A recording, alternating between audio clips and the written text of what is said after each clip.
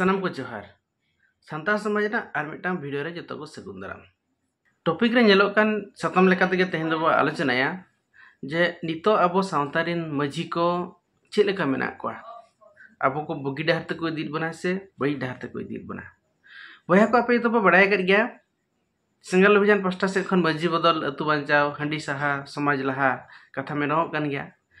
इखन are जहाँ तिना संगठन मेना को मजी पारगना महल आसेका नुकु दो नवा रेना गहिर महिर बांग बुझो काते नितो धरि ते नोका नवा इदी काते उनकाना कमी हरा बांग को सपड़ाव का जतो को बढ़ाय का मजी को को हुयु कना अब सावतारिन मुतुल खुंटी आको का सेट को इदी बना अब सावता बढ़ेते बाध्यते अंते चला लगे दे बढ़िया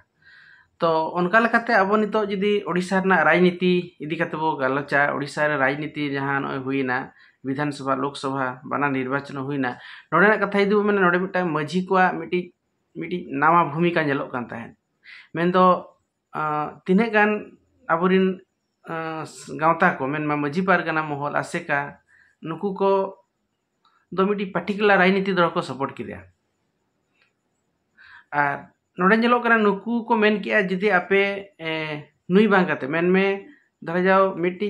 नुई पार्टी बांग काते यदि एटा पार्टी रे मीटिंग रे पे चला एटा पार्टी रैली रे पे चला एटा पार्टी लेकाते पे प्रचारा इनखान आपे सावतारी कमी रे आपेले हरेन पे मेन दले अटक पे आदो नोकाना मिटी प्रमाण इनठेन मेना गया जे मिटी मजी को मेताय कना आम जदी उनिया मीटिंग रेम चला उनिया दड़ो कथाम प्रचारा उनिया पार्टी रेम सेलेदोआ एनखान आम आपे अतु मामा आमा अंडोरे जहां तिना मेना को उनको दो आले मेनमा घाट ते बाले आंगो चापा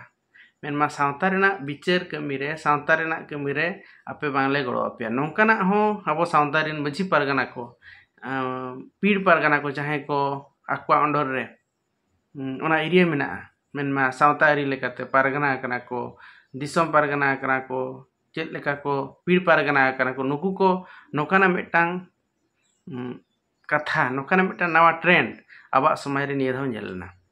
तो नुकु जदी मिटी पर्टिकुलर राजनीति को सपोर्ट कना बाखान मिटी पर्टिकुलर राजनीति दल को विरोध कना इनखान नवा दो अब सावता रना दो मिटे बड़ी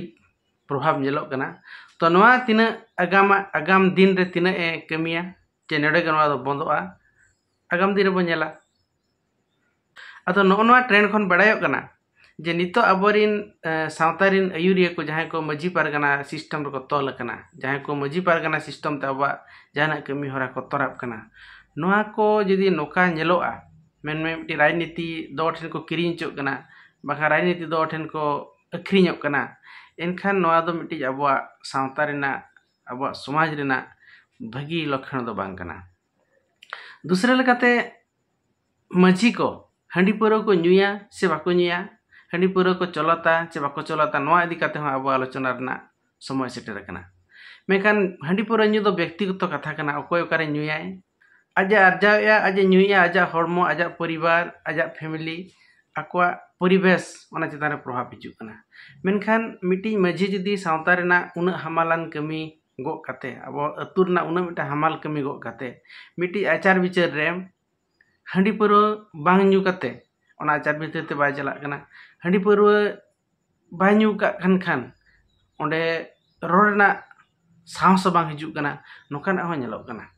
मेन दो मिटी आचार विचार चला दो मिटी मजी जे जहां मिटी पारगना नुकु दो हंडी पुरो न्यू काते इनांग को चलाव दाया कना बाखान ओडे कत को रोड गे बांग रोगो कना नोकाना हो नेलोक कना आर हंडी पुरो न्यूवा मिटांग परखौ कान गया अभ्यास कान गया ओना जदी बबिन न्यूया अबिन बेस के बइन बुझवा तो उनका लकाते नोआ दो व्यक्तिगत कना आपे व्यक्तिगत जिनिस पे न्यू दाया मेनखान ओका अब सामाजिक और जहां मिटी अब सावतारी कमी रे नोआ को व्यवहार काते मजी लेकाते नोआ को व्यवहार काते चला तिना ठक कना ओना दो जतो को गे नितो विचार ना अक्तो सेटर कना आदो इनठेन मिटा उनकाना चितर मेना जहां चे मिटी मजी ओडिसा पनत केवझर जिला मधुबनी मिटी मजी बाबा आज मिटी विदेश पर्व मेन दो बियर लेकाना कना नोआ न्यू कते आज सेल्फी कते सोशल मीडिया रे अड़ा मेनमा सोशल मीडिया रे उड़े बड़ा कना तो नो जहां नोडे परव मिटी माझी मिटी मान नि हो और आम परव न्यूए चे हंडी न्यूए आमा व्यक्तिगत खातिर न्यूए मेखे नोआ सोशल मीडिया रे मामा सेल्फी कते वीडियो शूट करते अड़ा रेना लगती दे चेत तो आम तो एंटरटेनमेंट लगे दम न्यूया जे आम रील्स बना लगे दम न्यूया जे आमा व्यू ढेर लगे दम न्यूया ना अलग कथा कना मेखान मिटी मजियान होर ता वीडियो बना मिटी मजी लेकाते अबो सावतारी होर को चेत संदेश से एमा कना वे तो नो एंटरटेनमेंट लगे कना आज रील से बनाया जे मिटी अभिनय है ओना माला कथा कना मेखान नोडे खन जेलो कना अभिनय लेकना बांग कना जे नोआ दो मिटी रील्स लेकना बांग कना दो रियल लेकना गे मिटी नेल माको जे इन हो परवे न्यू दाया कना मेनते आ नोडे जहां लगा आजा हरमो रेना ढेकार को हिजु कना नोआ खन बड़ा कन गे नोआ दो रियल कन गे मेखान नोकाना मिटी चित्र नोकाना मिटी मजी लेकाते शूटिंग काते चेत संदेश अबो समाज री हर को कमा ᱧᱟᱢᱮᱜᱼᱟ नोहा मिटांग बिचार लेकाना कथा कन गया आम ओकारे आमा अर्जाव धनते ओकारेम न्यूया ओकारे बाम न्यूया तो ना तो आमा माने प्राइवेट जिनिस कना ना तो आम न्यूई में जम में आम ठेन दोगा में और नोआ चेदा सोशल मीडिया रे भाइरल या नोआ लका मिटे राखी तल जहा कथा सोशल मीडिया रे भाइरल लेन ताहेन नोडे होडी होड़ा हेज लेन ताहेन जे आम ओड़ा रे चिरेम चिकायआ ओना दामा कथा कना मेनखान राखी तल जे मिटी समाज रेना समाज हर को मुदु आको कना नोआ दो मिटी बड़ी कना मेनते नोआ खातिर एडिशनल कंट्रोवर्सी हुई लेन ताहेन मेनखान नोकाना जिनिस को आबो सावतारिन जहां तिना अयुरन हर को मेना को खुड़िया को मेना को अगुवनदार को मेना को नोकाना कमी को दो बांग कराव लगती जुदी कराव कना प्राइवेटली ताहेन मा नोआ दो सोशल मीडिया करे उनका दो बांग वायरल ओखन भगिया तो तहिया वीडियो दो निने गे नोआ को तिना गान जिनिस आबो सावता समाज रे तो नेलोक कना हुयुक कना नोआ इदी कते आपे को ठेन इया वार्ता ताहे कना मा ताले तेन दो निने गे जतो को जोहार।